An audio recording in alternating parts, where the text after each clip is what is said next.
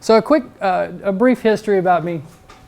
I wanted to get to know you guys a little better first, but I went to Augusta University. At the time it was Augusta State in Georgia. As he said, I was a Army track chief or command. I was enlisted. They call it a track chief. You can call it whatever you want.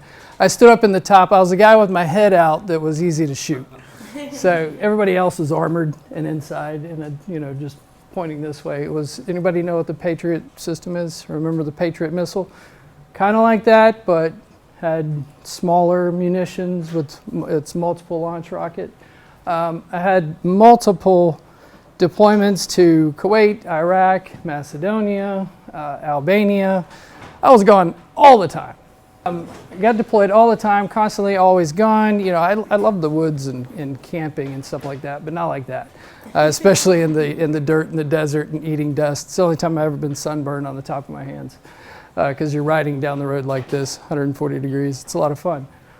So I sat there later and I was like, you know what? I don't really enjoy doing this anymore. I think it's time to go. So I started studying IT. It was just something I was interested in. I'd built a couple computers like probably most of you. Who's built a computer? Almost all of you. It's not really scalable anymore, but so I started doing that, working through that, finished a couple certifications while I was in. Like he was saying, that certification is what gets you in the door. Proves a lot, shows you've got some knowledge. Started in IT in Augusta, Elliott Davis. It was a CPA firm, and worked for about 3 companies between 04 and 14.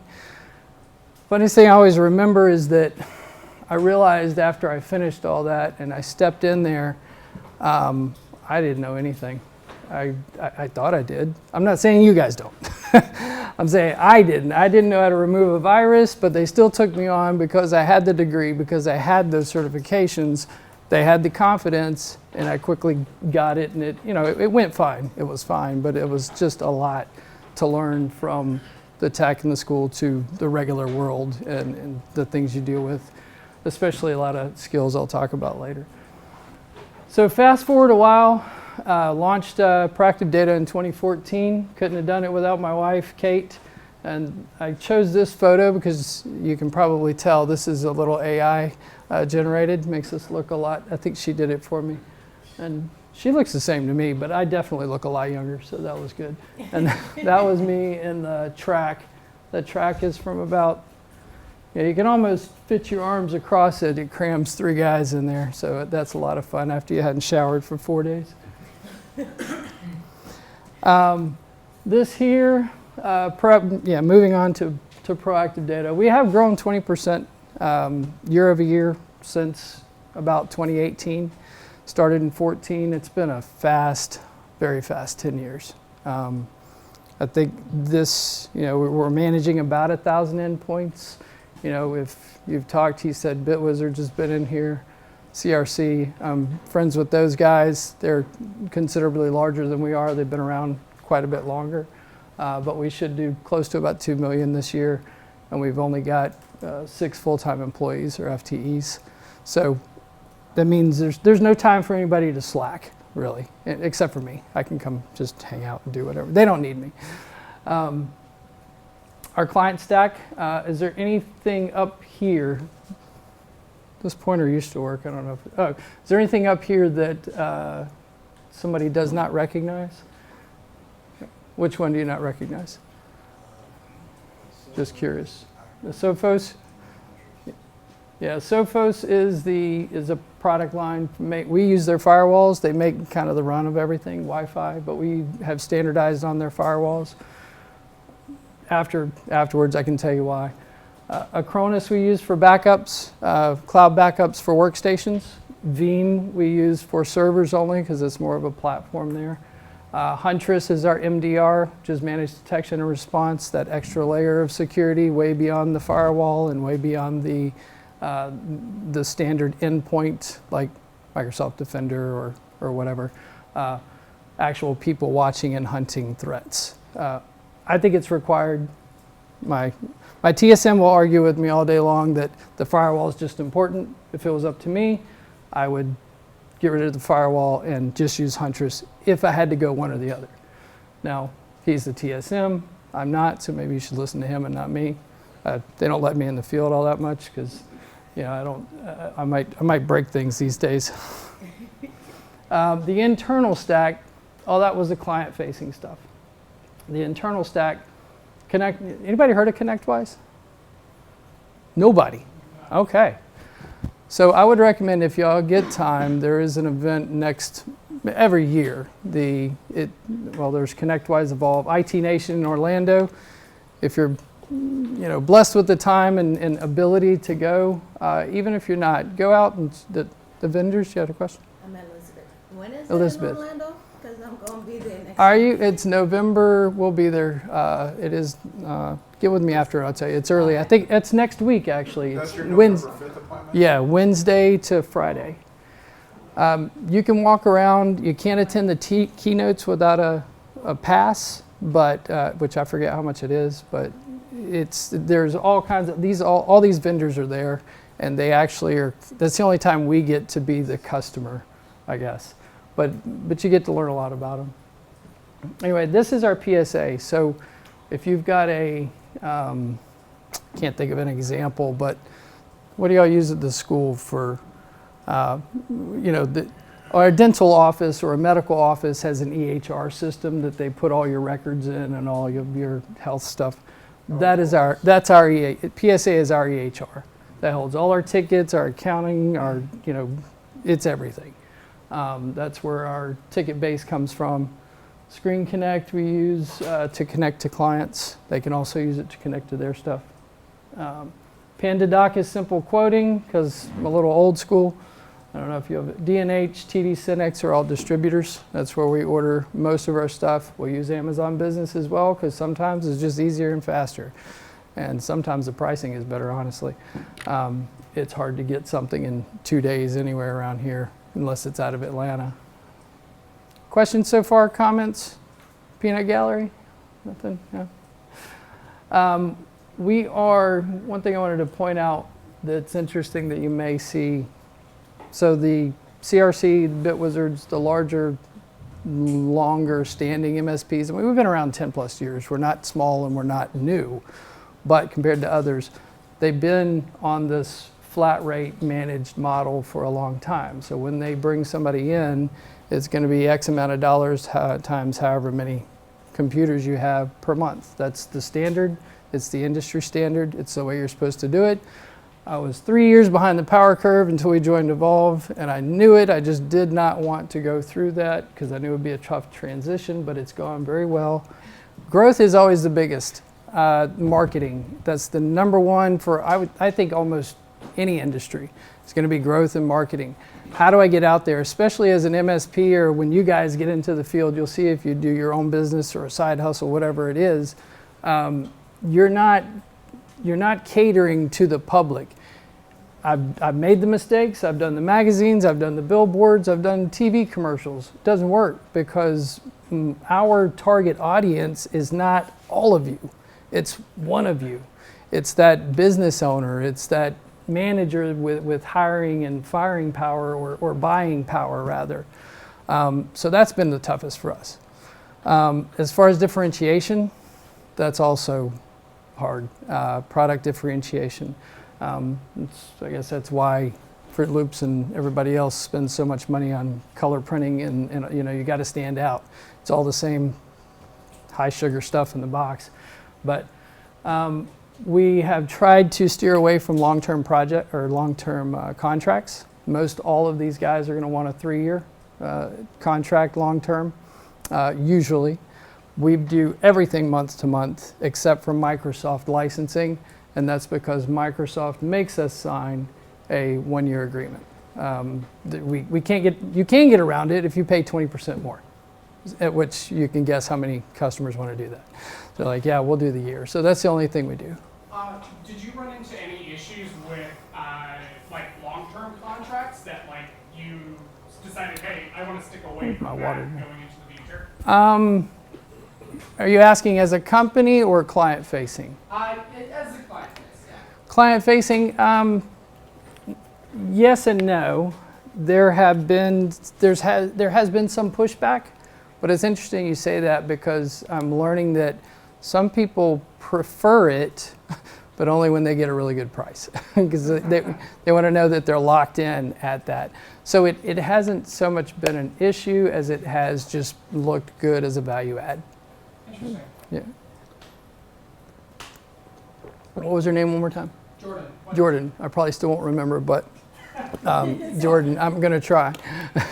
You said Kath? Elizabeth. See? Elizabeth, right? Anything else? Everybody awake? Yes, sir.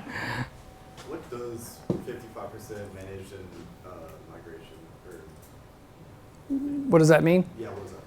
So Exactly. I'm going to applaud you asking. That's brave because most people, half of them are probably wondering the same thing. So thanks for asking that. I mean from a total, and I'm sorry for not explaining it better. Y'all don't look at these numbers all day, every day? What? So you have top line revenue. When they talk about, everybody who's heard the bottom line. If you heard of the bottom line in finance, raise your hand. Quite a bit. That comes from, there's the top, there's a line, and then there's on, how much you made that year, that bottom line, literally when you're doing the math. This is all the way at the top of the line. 55% of that money, that total revenue, as far as service, we're not counting hardware, we're not counting other stuff, but as far as service, 55% comes from a managed flat rate service, meaning they're unlimited support. They pay us X amount of dollars, whether they call us 2 times or 200 times in a month, they're going to pay the same rate, as long as it's within scope anyway. That makes sense? Huntress actually I met at ConnectWise. He was an interesting individual. Cussed like a sailor, and he had me. It's like I'm there. He was very energetic. But Sophos and Acronis, they're big enough that they hunted us. They kind of email. I mean, they're not Microsoft, but they're huge. They're really big. And then obviously Microsoft is a 400-pound gorilla in this big race. I feel sorry for the Bitdefenders and the other. I mean, what's Cheryl's favorite antivirus? Bitdefender. I like it. Yeah. Anybody else have a favorite antivirus? Malwarebytes. Malwarebytes. Do they have a full virus engine now, or is it all? There's still like anti-malware. They don't. It's okay. They don't have a full virus engine, but that was one of my old favorites too. I feel for them because it's going to get ugly with what. So Microsoft last year or the year before, the revenue concatenated for all of the other antiviruses, they dumped in just to research into Defender. I mean, you can't really compete with that. It's going to be hard. It's going to be hard. We'll see what happens, but my money's on Microsoft just because it is that gorilla, like we said. This was a joke that they thought was funny about them waiting on tickets to come in. I think it's probably me still sitting at the thing later on waiting for other people to come by. We were in Destin for a long time and started out, little places. Started out upstairs in my loft. But, we were in Destin for a while. Oh, yes. I'm going to say something that some of you may not agree with and may not even like, and that's okay. I think AI right now, the answer is yes. But I think,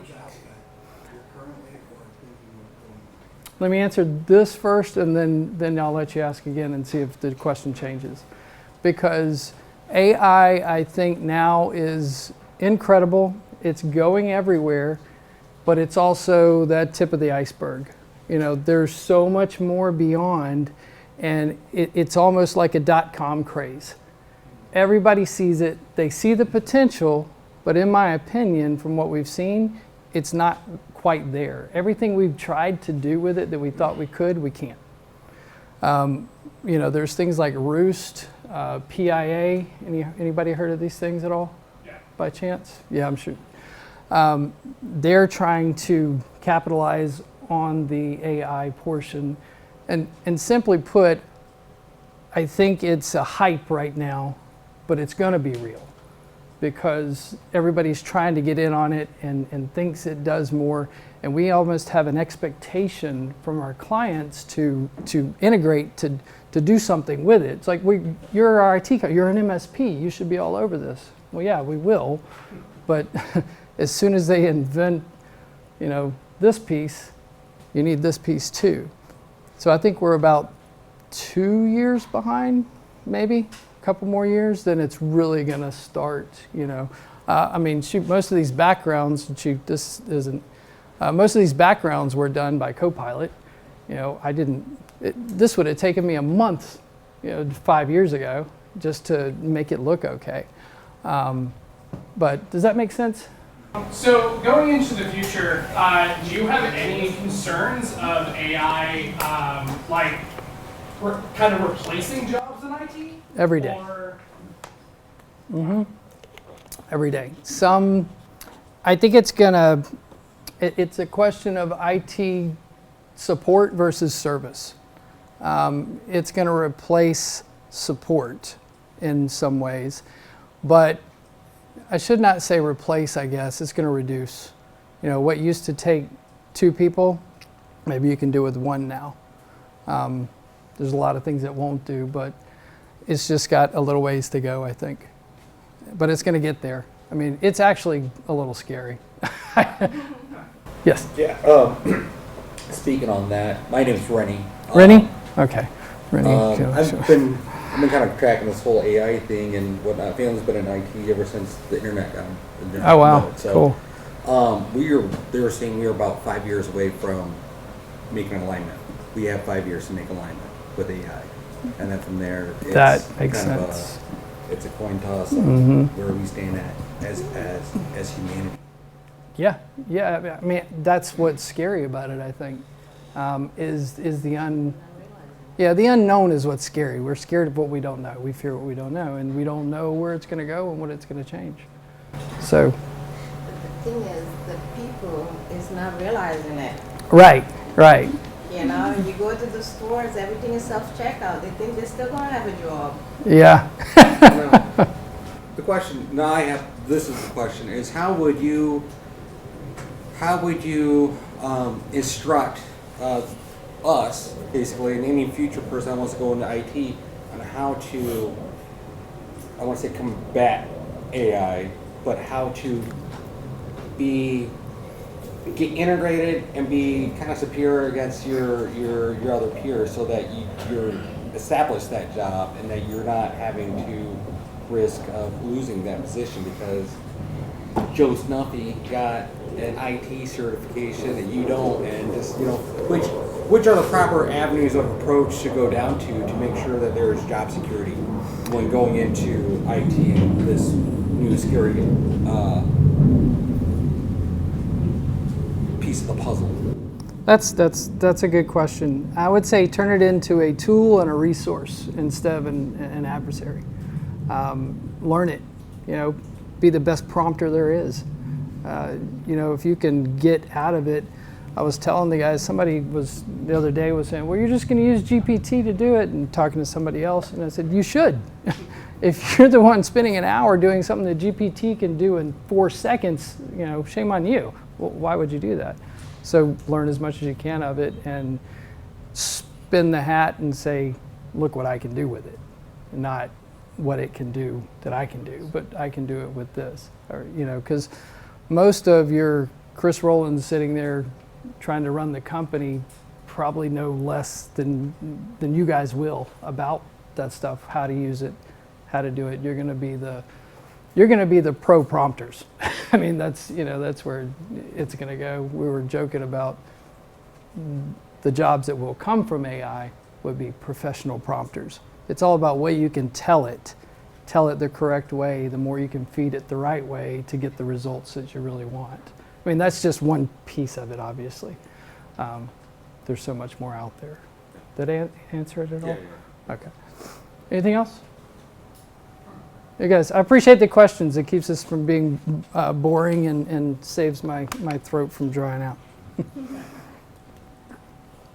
Anyway, this is I had a dream for a while to create an actual office, my wife got upset with me. She said, "You didn't need to go so nice and spend so much money." Well, we spend more time here than we spend at home. But I wanted a good place for us to work and be proud of. So we did a pretty decent job. The bench room here, a couple workstations. It looks like a mess, and it kind of is, but it's organized chaos, I promise. Underneath we use for staging. These are all labeled and slotted and ticketed, ready to go out and be deployed. And then of course the top is the workbench. And usually I go in there every morning and pick up trash and then complain about it to somebody else. And like those boxes over there, this drives me nuts, but I think that's the old military in me. This is our saltwater tank down here. He said we've got one daughter. She's 13 years old and about 6 pounds, Pomeranian. No other kids except for those fish right there. It's a 600-gallon saltwater tank. We've got an event coming up. All of you are welcome to come by. I'll tell you about that at the end if you're ever out in the Freeport area. Server racks on the right, which we are not sure what we're going to do with because the days of having everything in-house are going out the window. We've since rolled everything to Wasabi for the most part. We've got over 100 terabytes of storage there with not a lot left on it because we used to keep everything in-house as far as everybody's backups. They came to us, just another copy. We didn't do any production, no production hosting. I don't want SLAs for that. That keeps me up at night. But that's a lot of time and money and space that we can do something else with later on. Obviously, we got to keep the firewall and the switch and all the basic guts. But any questions on any of that? He had shot me some questions that I pulled from, and we'll get to those too. But if you've heard of an MSP or know what an MSP is, raise your hand. Before today. The majority of you. So it is a managed service provider. What it is not, it's not a Best Buy.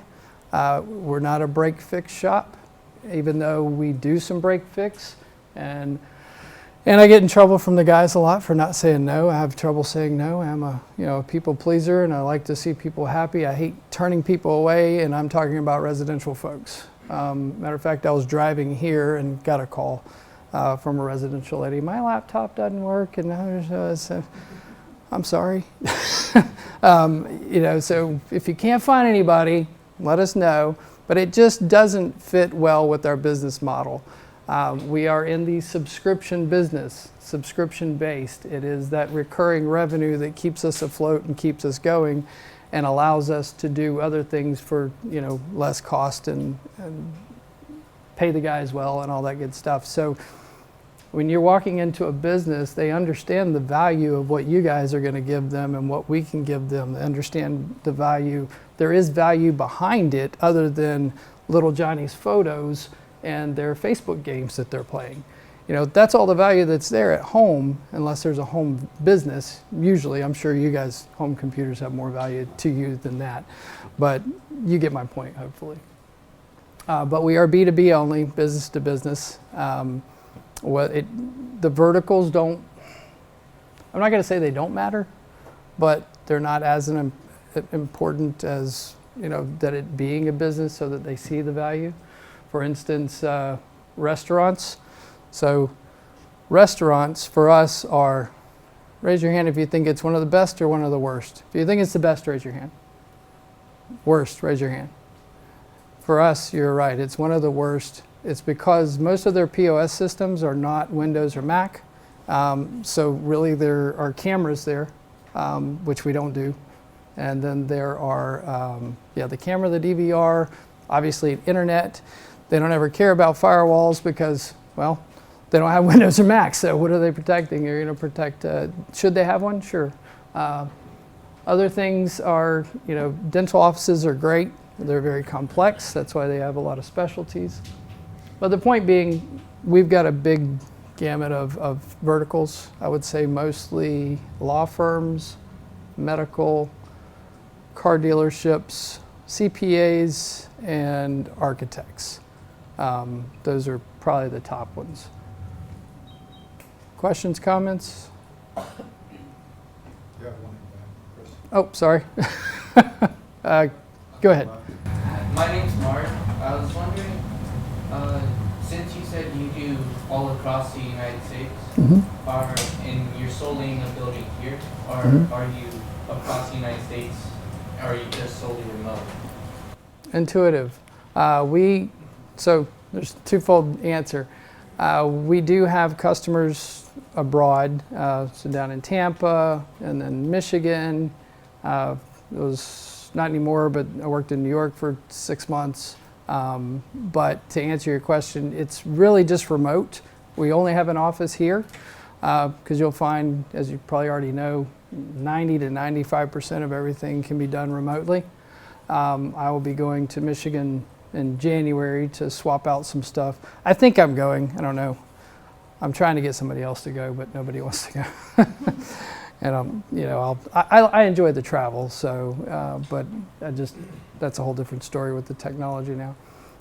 But there are other resources like Field Nation, where you can kind of deploy or employ other boots on the ground, if you will, for you. And y'all are nodding your head, maybe you've heard of these, so that on the rare occasion you need somebody out there, just pick up the phone and, we get those calls too. We don't do them anymore, but we used to get those calls a lot too through that Field Nation. So you can do it. I mean, I know CRC, we talked to them, some of their best customers are 200, 300, 400 miles away. So it's pretty location agnostic these days, really. When we try to advertise it like that, even though SEO and everything else is very expensive and difficult to push nationwide. Oh, hi, I'm Michael. Hey, Michael. Since you said that restaurants are kind of like the worst or the most annoying to deal with, I'm just For us. For you guys, what for you guys is the best or the funnest or the easiest thing that you might do? The most enjoyable? Well, first I'd like to clarify that they're not the worst. I love restaurants. Nothing against restaurants. They're the worst from a revenue opportunity perspective, just because the infrastructure isn't there for us to support. I would say what the most enjoyable for us, I should have brought the whole team so you could ask them, but then they wouldn't have a job to do. Since I don't really do any of the support, I get hands on everything. We're small enough. But I really like the architectural firms because they get the technology. They have servers usually, so it makes it a little more complex. They have large databases because these files they're working with are stupid big sometimes. And to be honest, they make a lot of money so they can pay their bill, which is important, Half of my week sometimes is spent chasing AR, you're behind, it bounced, what do you do, and we've got accountants, but, I'm not going to have them doing, recoveries for that. And then we had a couple more. Yes, sir. With the restaurants, do you manage the blockchain process for them, for their POS system? We do not do any POS. It's very niche, and no. The ones we've done, they have Windows or Mac, and we support them just like any other business firewall. Some of them too are so locked down that it's crazy. We supported the. I know there's a lot of different POS systems, like Clover, for instance. Right. So Excuse me. Sure since you don't deal with any of them, I get it. Yeah, we don't. We would if they had Windows, but I think we're. Right now you're B2B only. Is it ever within the scope of the company to go B2C? Or like if you were to grow triple in size overnight? Meaning add to residential? No, but I have thought multiple times of starting a residential sector, only because the market is there and we get calls all the time. But right by Hammock Bay, there's like 1 billion people in there apparently, like all the time. Oh, we live right here. So the market is there, but it's like I was saying. It just doesn't. It would have to be a different sector. I would hire somebody just for that, because it's all break fix for the most part. Meaning we step in, we get paid for what we do, we leave, we don't hear from you again either ever or, next year or whatever. It's not scalable, it's not as profitable, it's not forecastable. So the short answer is probably not, and it doesn't matter on our size really, because it's that's going to get us bigger or not. What drives you? Are you my wife? I told you you wouldn't. That's a great question, and that sounds like something that my wife asked me. Yeah, she's very inquisitive, and what's your, who do you want to be and what? You do MS or you do for managed servers or managed service providers, but like why? What drove you into that direction of business? Is it just like money, or did you have a specific goal that you wanted to achieve within the next couple 10 years? I had a number in mind to make, and this is the only way I was going to do it. That was one driving factor. Otherwise, I'm very competitive, and this is being recorded. My wife will watch this. So. She knows I'm very competitive. She does very well, and I was going to match her, and we're still doing it every day. And it's a loving competition. It's nothing bad. But it's changed over time, just like we all do. Your motivators and who you are and how you feel, 10 years ago are different than they are today. So, I would say then. Not to discourage anybody, I used to love the technology, all of it. Now, I've grown to love the business side more. So what drives me today really is the team, taking care of them, make sure they're well paid, make sure they have, if they want a stand-up desk, if they want a scanner, whatever, you got it, within reason. Taking care of them, making sure they're happy. That drives me. I love closing deals. The most satisfying thing I can get is pushback from a client, especially on these conversions. They spent $15,000 last year, and I want them to go to 22 or 23, and they sign. It's just, I love doing that. It feels like we showed them the true value, that they agreed with it, and they're agreeing to spend their hard-earned money and put their faith in us, and that feels good to do that. Anything else? Any other wives out there? I'm just kidding. Just playing. Oh, sorry, on the end, 1 second. My name is Ren. Ren. This is probably more of a basic question, but what is it like for your employees on a day-to-day basis? What do they do day-to-day?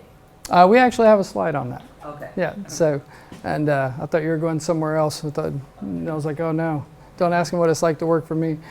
I don't think I'm that bad, but that's what they say. But we do have one coming up on that, and then if you have more questions, that's too.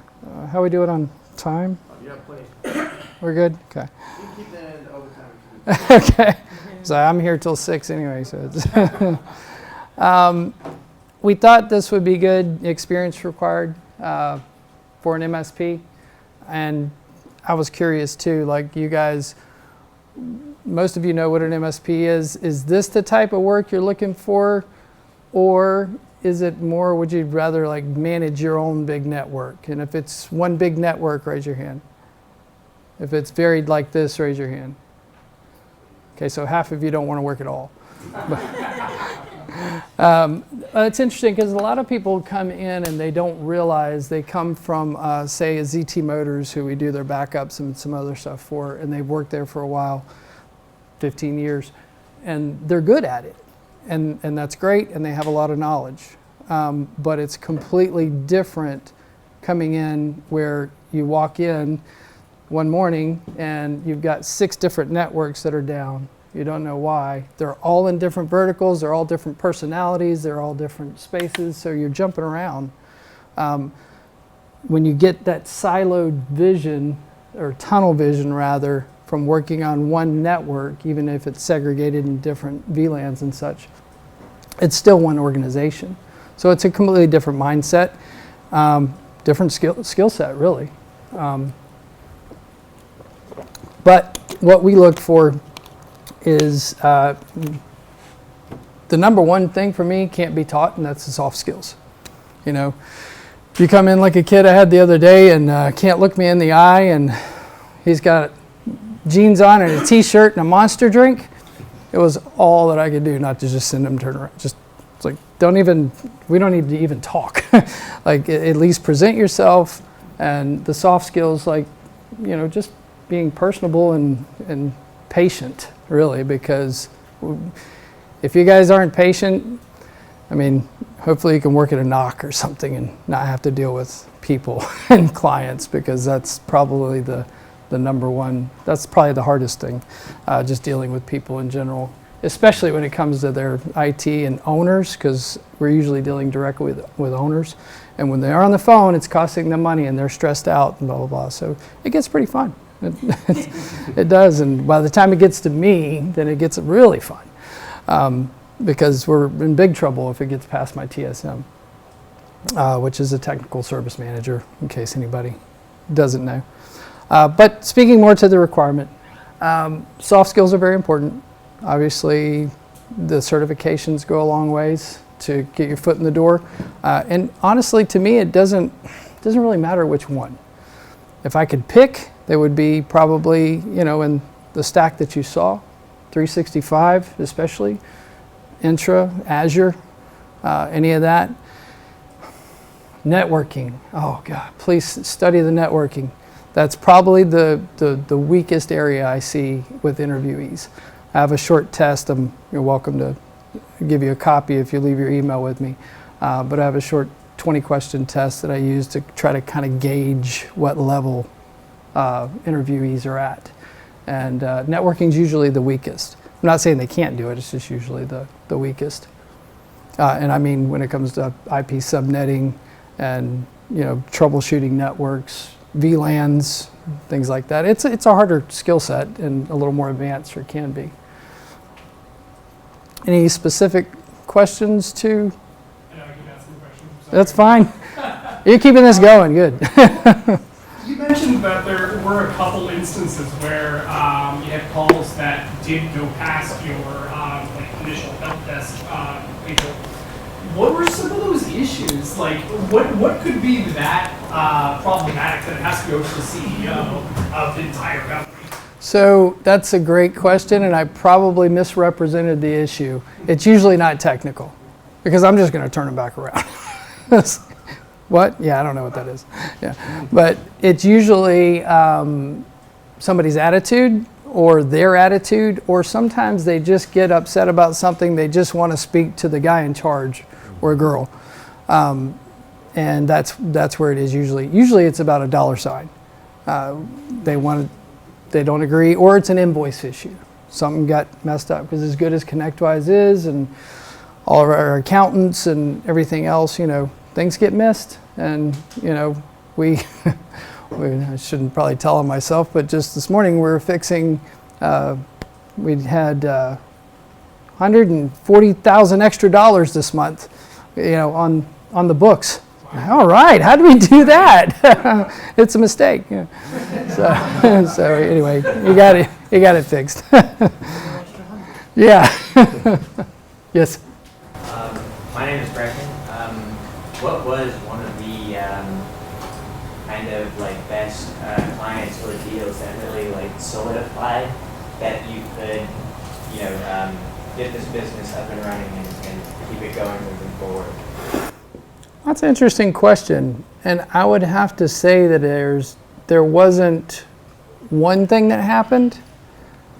It was a conglomerate and a look back, because you know, I worked for somebody else for a while, and then I thought we had mentioned it. Maybe it's on the next one. Yeah, there we go. That's a great dovetail. So why did I start it? Because I was already doing all the work. I worked for a company a while back for about 7 years. It was a great company, great folks, enjoyed it. But I was the only engineer there, and then there was one other guy. I was Microsoft, he was Cisco, and we had an account manager who just sold. And then I was creating all of my work. They weren't feeding anything. I was closing the deals, closing the sales. I was going to New York every other week to work up there, Honda manufacturing, all over the place. And I just realized, I was like, I should probably do this myself if you're not going. There was no upward mobility left, even though I had asked multiple times, It's like, when are you going to promote me to senior? I've got the numbers. I'm seeing what these other guys are doing. And the thing is, they were getting ready to close this section anyway, which they couldn't tell me. But it didn't happen it was just like I started the business and then looked back one day and I was like, oh wow, this actually worked. In fact, it was 2020, it was 6 years later before I hired my TSM, Travis. He was the first person I hired that actually knew what he was doing. I didn't have to babysit at all, didn't have to worry about it. He had the soft skills. It was just like, oh God, now I can grow. And that's when I looked back and said, wow, it worked. Now we've got a little money in the bank. We can actually start investing some stuff. And it was kind of weird because I didn't see it coming. I just didn't see it happening. But yeah, and I realized that I enjoyed the business side. I would wake up at 2, I still do it, wake up at 2 in the morning and have something in my head and I just can't go back to sleep. It drives my wife crazy. And so I'll just get up, work on it, and then eventually fall back asleep. But you get that, I'm told I have it over, my head doesn't stop. It just doesn't stop. I'm thinking about stuff while I'm talking to you. But that's just what we do, right? That's what we do anyway. There is, the sofa, that's the stack again there. What I was going to say though is he told me in 2020, somehow it came up, MSP, and I turned to him and I said, we're not an MSP. And he goes, yeah, we are. We are? Yeah. Oh, okay. And so then we started acting like one. I didn't even realize we were already doing it. It was just less familiar to me at the time. And that was only 5 years ago. I mean, 5, 6 years ago or so. Anything else? Anybody we missed earlier? I saw him first, and we'll get to you. So were you still working at your old job whenever you started trying to make the company, or was it after you already did that? Like after you already quit that job, you started to work on the company, like create the company yourself? Go ahead. You go to like conventions and stuff to like try and get yourself out there. How did you? That's a good question. Since this is being recorded, I'll say no. I was not. No, I did not. While I was working at the old one, I had a lot of people coming to me doing, hey, can you just do it real quick on the side?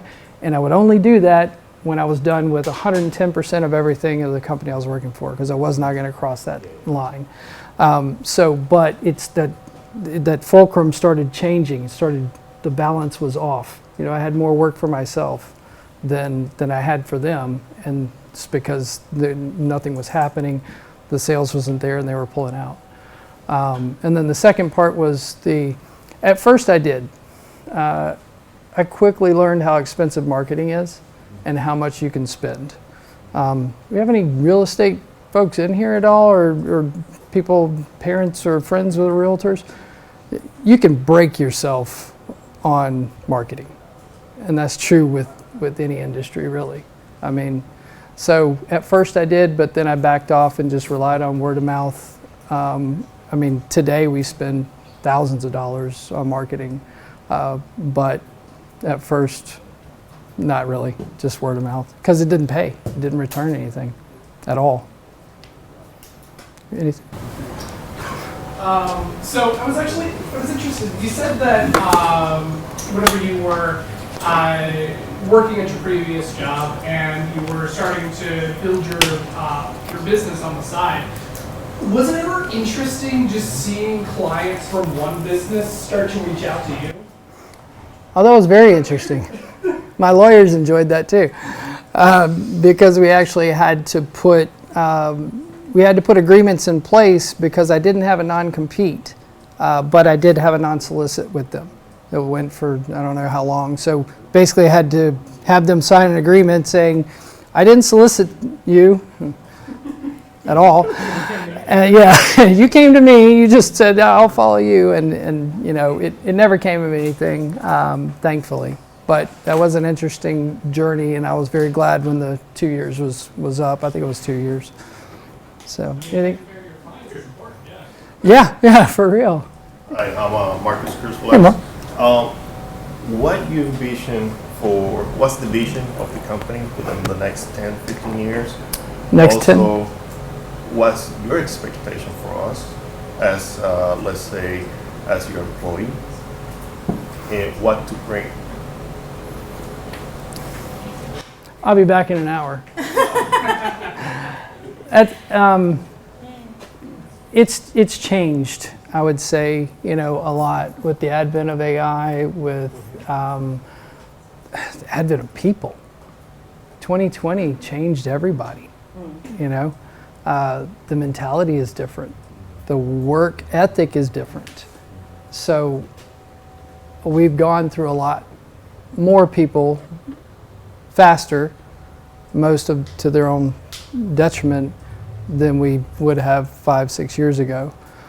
Just because I don't know, it's something about the attitude and how people just come in and out. They don't spend as long, or you know, I spend a little too much time trying to train, and you know, whenever we should cut it off at 2 months, maybe it goes 6 months. Don't do that, by the way. If it's wrong, it's wrong. It's just like any relationship. If it ain't gonna work, generally it ain't. If you know it ain't gonna work, it ain't gonna work. But the vision, obviously, part of it is always to keep growing, but I also envision us continuing this trend of 20% plus. But it is, I know, going to titrate down, because you can't hit $2 million and keep going 20% unless you're adding a whole lot. We had talks of the biggest part of this is going to be the added services. With the advent of AI and everything coming out, we're going to take that in and then try to roll it out. That's the challenge. You know, we've got ideas, we've got things we can sell, we've got things that work for our clients. It's just getting them to know that or believe it. I love the ones like the conversation I had earlier today going, oh, we're just simple. We don't need this. We don't need. Yes, you do. If you don't need us, you don't need anything else, just go do it yourself. You know, I'm not going to try to cut my own hair or build my own house or, you know, fix my own car. It'll just be more broken. So it's, there's a lot out there, and the vision is ever changing right now. And if I'm honest, it's a little blurry, just because of all the changes that I'm seeing with the AI and with the way that workforce is. But I know two things. I know we'll keep growing, we'll keep adding people, and we'll keep doing the best we can for, you know, for everybody that's under our wing. I know that's not a dictionary answer of a vision, but you know, I've got notes and leadership boards on the vision stuff if you want to read that, but that's the boring answer. Yes, ma'am. So my name's Michelle. It's kind of a three-part question, because I know you were saying that you went to university and then you kind of stepped into the IT world itself. Did you intern in a business or a company to get yourself started after you had gotten your degree? I did not. I got lucky, I guess, that you know, I finished a degree, and then I think I had A+ and Net Plus when I started, I believe. And then the company that I took in do the same thing that we do. They required an MCSE at the time, so I finished that eventually. And then a few others along the way. But I didn't, wound up, I was lucky I didn't have to, because they kind of helped home me, I guess. Do you and your business intern people? We're considering it, but we have not yet. Okay. And it goes back to that 6 FTE and, you know, what's called a, since I brought it up, I can't remember, but it's a multiplier. It's a math portion that tells you how much how much each person is doing when compared to the full revenue. I'll get back to you. But yeah, but yeah, that's why we don't do it, because we stay so tight anyway. Okay. And then, so it being that you don't intern, but you had briefly said that you had obviously interviewed someone the other day, Monster, you know, Gene, so on and so forth. Well, that was 6 years ago. But when you are putting out like a job, like to try and hire someone, during the job application itself is how us students can basically differentiate ourselves amongst each other, like what sticks out to you and your company for hiring purposes. the number one thing is experience, and I know that's the hardest to come by. If you can, the number one thing, honestly, that I'm looking for is that you've worked for BitWizards or CRC. One of the guys does, another MSP. Obviously, that's not going to be the case here. So moving down, you know, any certifications are good. Just like a degree, to me, it proves that you have the stick-to-itiveness. You're going to complete a task. You know, even if it's in underwater basket weaving, as I like to say and show my age, at least you finished, you know. So besides that, I would have to speak to the stuff that you do on your own goes a long ways too. I mean, if you know, but you just can't come out, this is not to discourage anybody, but you can't come out of a class and get the experience that you're going to see. What's that? Oh yeah. You just can't get, you know, the same experience in class versus there, but it all can cut over, you know, it all can translate. So if you don't have the experience, I am usually looking for at least a 2-year degree and whatever certifications that you guys have. Or maybe you have some networking skills on your own, or maybe you're just really nice and patient and, you know, and learn quickly. So that would be another good idea, that while we're here in this environment and we have all of the items over in the lab, we can create labs, we can think of how to do things, and then we can actually apply that here. Yes, it's only in a training scenario, but you can get it here, you can get a little bit of that training here, and then at the same time, you can go online perhaps and find virtualization tools, and or buy some items you find on eBay and whatnot, and build your own home lab at home. And remember, we have plenty of things over here. We just got to think of those labs and how we create them to benefit y'all. And can y'all do anything with like 365 admin, Azure, Entra, any of that? Do you have server OSs? So what they do in here, they do all have access to Office 365 through the school district. So the Office 365 apps, in terms of the administrative center, no, they don't have access to that. Okay. As for Azure, what we do to kind of fill in that blank, because obviously it's not free, we do a lot of virtualization. Usually the first year does Hyper-V to kind of get them comfortable using virtualization software. The second year in cyber, we do VMware. I know that, you know, it's kind of been brought by Broadcom, it's kind of thrown things in flux, but I think yeah, I dropped that slide. But it's still a really strong demand, and within that, they do Windows Server, creating, you know, Active Directory, policy, creating users, managing users, setting up, you know, OUs, and doing a lot of that stuff. They do a little bit of that in the first year. They do a lot of it in the second year, and again, there's lots of project time. Okay. And then we also have another lab that after we're done with this, we'll walk you down and kind of show you. So we got a lot of hands-on. And as far as Unify, that's what we're running here right now. So we get some, you know, ubiquity networks. They can look at it and understand how it works. So That's great. Brand new BE ones, so Yeah. Wi-Fi 7 are really nice. So These are, is that the Pro it's the Wi-Fi 7? the brand new ones that came out this year. These are, this is all we use now. Wi-Fi 7 ones? Well, I've got we one. have a UDM Pro in here, so, and they have one across the hall too, the Dream Machine. Right. Pros, which has a lot of nice visualization. It's real easy. So They make it easy. And definitely, coming from a Cisco world, it was a little bit of don't get me started on Cisco. It's a great product, but oh They got a my lot of Cisco God. on the market right now, so a lot of these guys on the outside. Who's a Cisco fan? For that. They don't. Yeah, Who's a yeah, Cisco sort of. fan? No Cisco fans? Meraki? Cisco Meraki? So. Yeah, I mean, I love them both. There's just, it's really expensive. We've switched from Meraki to Unify, as far as the Wi-Fi and the switching because of cost. And Cisco is making it more difficult to be a partner, to order. With Unify, we don't have to worry about the licensing. Now the UDM stuff, we're using Sophos because it actually has a firewall component. Correct me if I'm wrong, anyone, but I don't think the UDM has like a true firewall, right? Not as many layers, right? It can do content inspection. Stuff like that. It can do that.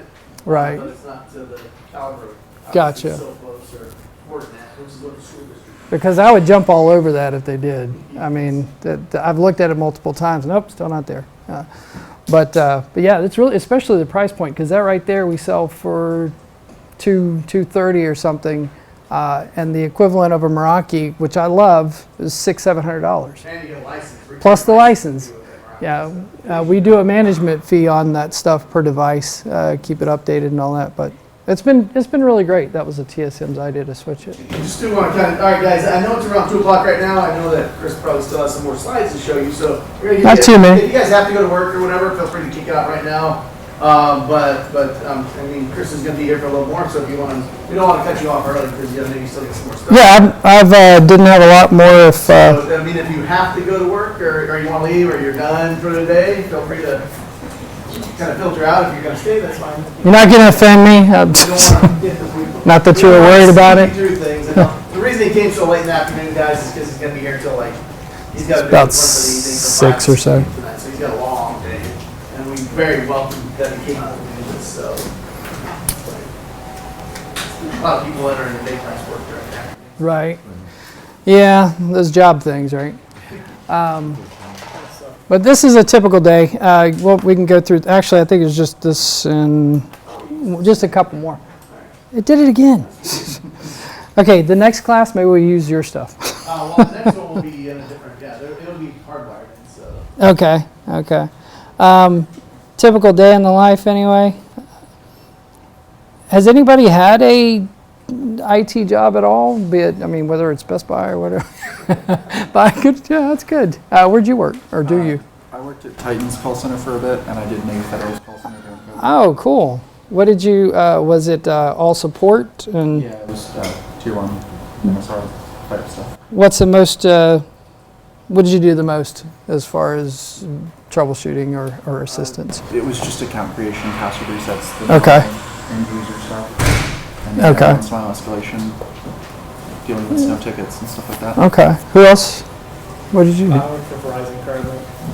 Are you at Verizon now? Yeah, so not IT in Yeah. the technical aspect, but You have the layman, general public think that's all IT anyway. I've worked at Advanced Star Computers doing custom builds. Advanced R? Sorry. Advanced Star out of Indianapolis. Oh, okay. It was back a while. Okay. Started 2 years at Sarasota Technical Institute in microprocessing. And I worked for Protec Electronics, which was like building circuit boards and stuff like that. Okay. I installed telephone, cable internet, DSL, all that sort of stuff. Well, we got some experience in here anyway, especially for, I mean, almost everybody's younger than me except for Bai maybe. But some anyway. 7:30 to 8:30. We got one guy that's there every morning, 7:30. He's the newest guy. I don't need it. He's there at 7:30, and I actually wasn't going to hire him. He lives right next door in Hammock Bay, so that makes it easy for him. It's not like he's driving far.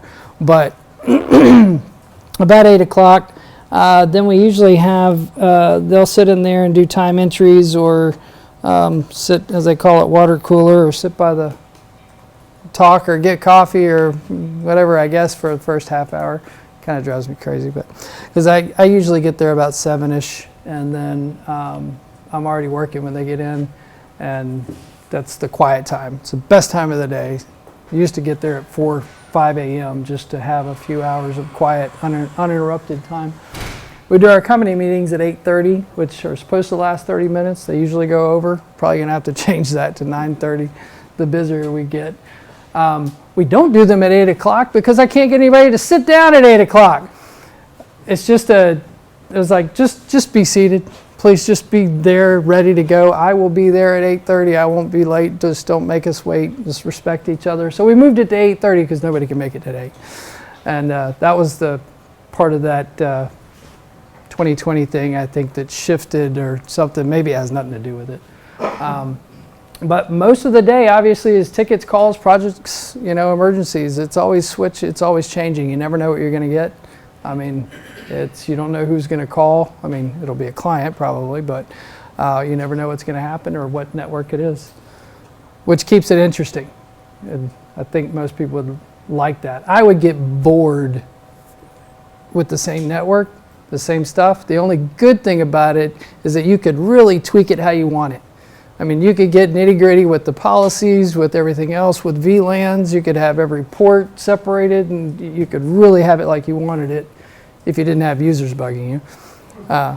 But that's the only thing, the only good part about it. But I like the variation. Yes, sir. I was gonna ask about like the emergency stuff. Whenever AWS went out last week, did you get like a whole bunch of stuff for that, or is it not really? Yeah, I think my wife was one of the first ones to call me. Yeah, it actually affected her EHR. We had a few, not as many, but it was interesting that it made me realize how much more used AWS. Our payment portal went down. That was great. So we couldn't take any payments, but it was towards the end of the month. So that's fine. We had a few calls based on it, and people thought it was their internet, of course, but it wasn't. Or half of them thought, oh, your Sophos is blocking our web page. Just all of a sudden? Yeah, really? No. And it lasted a while, right? Like 12 hours. Yeah. They said it was $8+ billion lost just from, that was partway through. Yeah, and that was, I mean, it's crazy. It took down a lot of stuff. But I think that's it. Any other questions or suggestions? One more? I have a question. Do you ever have plans to do any like cybersecurity engagements with your company? Like I'm very interested in doing like red team stuff, but do you have anything you're planning to do in the future, like putting a part of your business to that? So we are doing vCIO services right now that I've started, and it has a cyber wing to it, if you will, where we get the reports, the things that they're doing, the things they're not doing. So that we're planning on doing. I've started doing it with a lot of our clients. I don't have time to do everybody quarterly, like they call it a QBR. The industry usually speaks to doing it every quarter. That's insane to me. Most of the owners don't even want to see me every quarter, but that's a part of it. And then I'm also, like I said, waiting for a lot of this other stuff to evolve, and we'll learn a lot more next month when we go to this ConnectWise piece, because there's tons of vendors there, everybody in the industry is there, and they're just for 2 or 3 weeks after, it's follow-up calls and them trying to get meetings and us warding off what we don't want to mess with and what we do want to hear about. So, anything else? Oh. I know that you said you had 6 full-time employees underneath you doing IT stuff. Mm-hmm. I know that you said you had six full-time employees underneath you doing IT stuff. Do you have any part-time employees or temporary surge employees? We don't have any part-time W-2s. We have 1099s. All the 2 or 3 accountants and a couple other people. But yeah, all the W-2s are full-time right now. I wouldn't be against it, and I forget who I was talking to, but I wouldn't be against the interns either. It just hasn't happened yet. Had one more? Did you? No. Okay. I'd be interested in an intern. Oh, okay. not yet, but it may be something we look at next. We're solid right now, but probably early next year or so. Whenever you send out job like listings, what do you normally put it on? You put it on LinkedIn? Usually Indeed. Indeed. Is there anything else y'all suggest or you look at? I look at LinkedIn. LinkedIn? Okay. Nobody else uses anything else? Just LinkedIn and Indeed? Yeah, that's, What's that? Okay, I think I have tried that one before, because I know it was dry for a while. There was none of you out there, because I was looking. That was nothing. That was interesting. Local businesses like looking here for getting business contacts. It seems like everybody uses a different platform. Right. The majority tend to, I tend to find most of them basically do LinkedIn, so I think kind of what you're talking about, as well as LinkedIn. We see a lot of posts on there, especially in the IT sector. Right. And whatnot. Well, LinkedIn has just become it's like it's just a grab bait for other business. I deleted it off the phone. It's just like I got so much on there. It's like YouTube is all news now. Anyway, anything. When I was at CVS up in Rhode Island, we had someone in LinkedIn pretend to be one of our human services. Oh, really? And he got somebody, and I was the lucky one on the phone with the guy, poor thing. Oh, wow. Remote controls of they just took everything from him. That's He bad. said all the people worked there. He thought he was talking to actually somebody from CVS. I felt so bad for him. Yeah, we've had it is really bad with that. Yeah. That scene. Because they used someone's real name from a company. Yeah. Yeah, it was crazy. We had a guy. Go ahead. I was just questioning you if you guys were doing information. So I know we talked about like internship and here and that, and when people apply to you, when you're looking at a business perspective and an IT professional itself, when you're looking at resumes, is there a certain format that you like looking at better than other formats? I enjoy the ones that are. I like the photo on there, honestly, and when they're a little different, and please, one page, because we're not going to go past the first page. I mean, unless I'm hiring you to replace me or a higher level position, probably not going to. I got a resume the other day. It was 12 pages long. What? Yeah, I'm like, yeah. Is this? Do you work for NASA or? But yeah, the format doesn't really matter. But if as different as you can be while still being professional, and y'all have no excuses now with Copilot and GPT and all that. I think it could look pretty cool, but it'll stand out and you'll remember it. I think, anyway, is how I usually see it. Yeah, because I've done it like with the government side as well as Right. the civilian side. It's two separate, like completely different type of resumes. So that's you were saying you're saying one page, which is awesome. Yeah, if you've got that second page that's really important, by all means, put it on there. But just don't fluff, because we see it. We know it's fluff. I'd rather have 3/4 of a page of solid stuff, because that's less I got to read. So, I was going to say there was a guy going back real quick.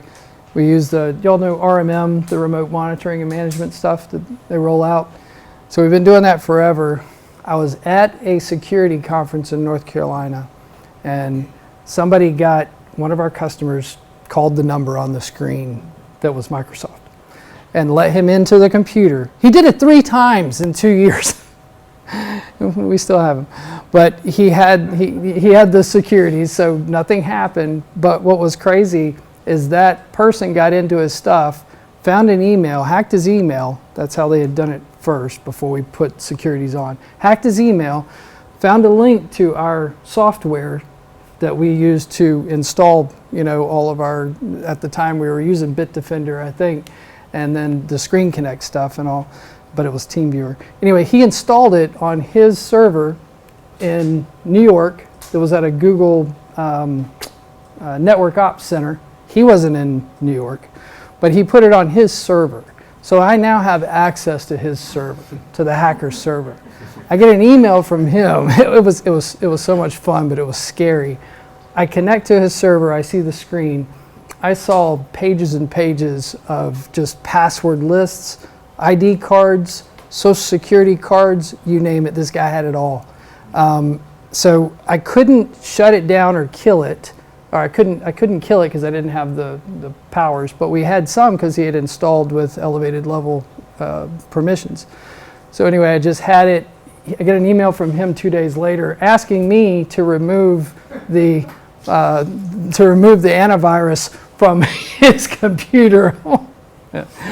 So I set a script to reboot it every 3 minutes, I think, and he couldn't touch the script. Finally, it went offline after about 4 days and never came back. That was actually really funny, and later the guy did it again, but he didn't get as far. So the point being is, like, they're out there, they're real, they're using all these virtual farms, you know, and the most annoying thing is like, oh, we're 3 computers, we don't need all that security. No, you need it more than somebody that has 300, because they're going to target, first of all, they don't know what they're targeting because it's all scripted and automatic, but they're going to go after these small businesses first before a big one, because they know that's how you probably think. You know, you're not going to spend the money to put an MDR in a firewall. So anyway, any other questions? Well, I really appreciate you guys letting me be here, and I really appreciate your time, and I'll be around if y'all want to chat. So appreciate you.